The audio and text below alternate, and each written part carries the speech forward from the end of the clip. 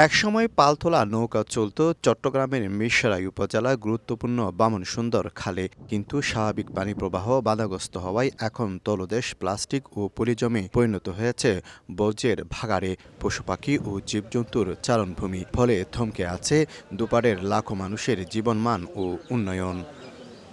এমন বাস্তবতায় খাদ্যের স্বয়ংসম্পূর্ণতা অর্জনে নির্বাচনী ইশতেহার ও প্রধানমন্ত্রীর অগ্রাধিকার প্রকল্পের অংশ হিসাবে শুরু হয়েছে খালটি পুনঃখনন। ফলে বর্ষায় পানি ধরে শুষ্ক মৌসুমে করা যাবে চাষাবাদ। কৃষকের আর্থসামাজিক অবস্থার বৈপ্লবিক পরিবর্তন ঘটবে। এখন তো নতুন করে যদি খাল খনন করা হয়, তাহলে আমাদের মানুষ চাষাবাদ করতে পারবো, মাছও পাইবো। কৃষি চাষাবাদ করব, মনে করেন শাক সবজি হইতে যত কিসিমের ফসল আছে সব করতে পারবো, সব করলে লাভবান হবে কৃষি। চাষবাস এখন আমরা এটি করতে পারবো, সর্বাধিক আমাদের সুবিধা হবে।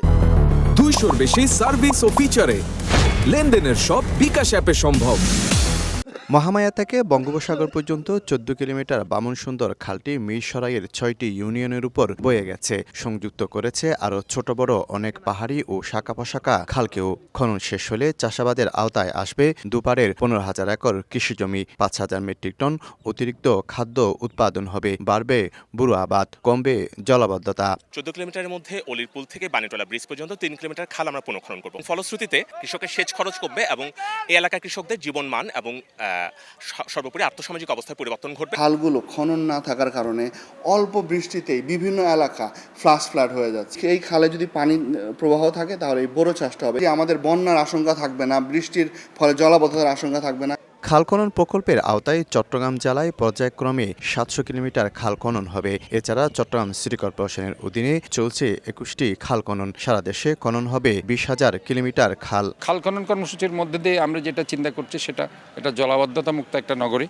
পাশাপাশি গ্রাম অঞ্চলে যেটা আমাদের দেশনায়ক তারেক রহমানের উদ্যোগে যেটা শুরু হয়েছে, সেটা আমরা মনে করি যে আবারও শহীদ প্রেসিডেন্ট জিয়াউর রহমান যেভাবে গ্রামে গঞ্জে খাল খনন কর্মসূচির মধ্যে দিয়ে কৃষির মাধ্যমে দেশকে একটি সমৃদ্ধশালী বাংলাদেশে পরিণত করেছিলেন, আত্মনির্ভরশীল একটি বাংলাদেশ, সেই জায়গায় আমার মনে হয় এই কাজগুলো হচ্ছে।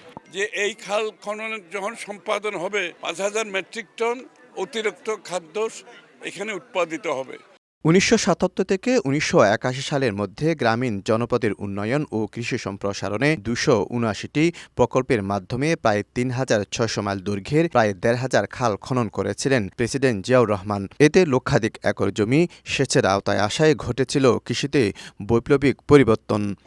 প্রায় ৪৫ বছর আগে খাদ্যের স্বয়ংসম্পূর্ণতা অর্জনে প্রেসিডেন্ট জিয়াউর রহমান যে খাল খনন কর্মসূচি হাতে নিয়েছিল, সেটি আবার নতুন করে শুরু করেছে তারই উত্তরসূরি প্রধানমন্ত্রী তারেক রহমান।